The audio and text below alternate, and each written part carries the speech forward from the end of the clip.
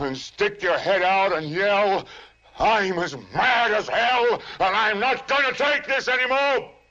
I'm as mad as hell, and I'm not gonna take this anymore! I'm as mad as hell, and I'm not gonna take this anymore!" Very angry words uttered by Howard Beale in Network, a black comedy film that won major prizes.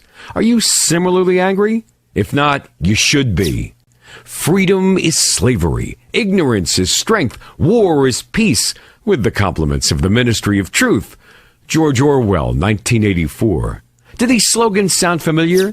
If you imagine that such madness exists only in an Orwellian nightmarish world, you will need to reconsider, particularly when you hear phrases like friendly fire, which was first used by American television and subsequently by all world televisions.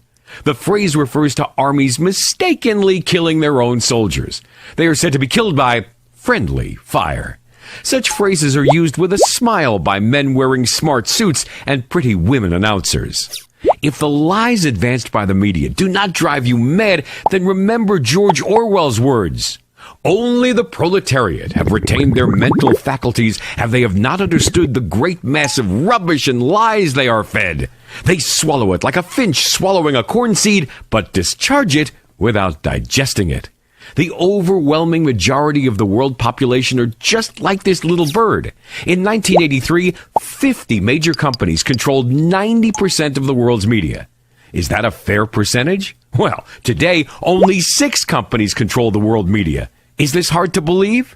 People tend to think that companies like Fox, Wall Street Journal, New York Post are independent, but they all belong to News Corp. In short, we may say that CBS, Time Warner, Viacom, Disney, News Corp, and GE control 90% of the world media.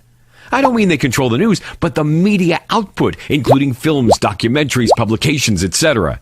If we focus our attention on television, we realize that these companies control 70% of cable channels.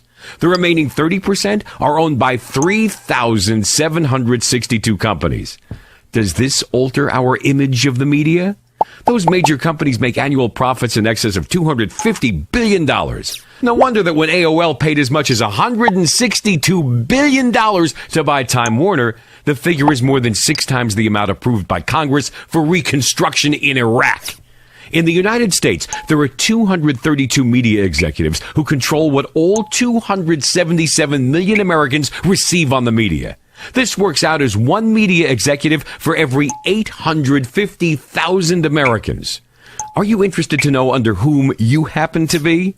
We're not trying to persuade you to turn a deaf ear and a blind eye to the media, or to answer the lies and fabrications that the media circulate day and night. Since lies will never stop, answering them is an endless exercise. However, they accuse Islam of humiliating women when sexual harassment and rape are ever increasing in the Western world, which boasts of being progressive and civilized.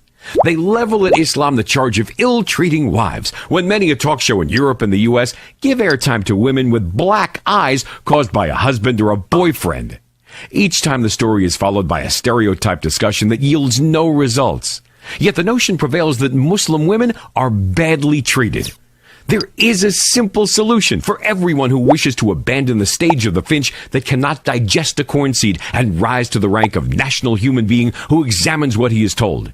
To begin with, 2 things are needed. The first step is to sober up so that we cannot be deceived by a handful of people. The second is to undertake one's own research, using those gray cells in our brains. When we do that, we shall make the same angry outburst as Howard Beale. But then we will be free.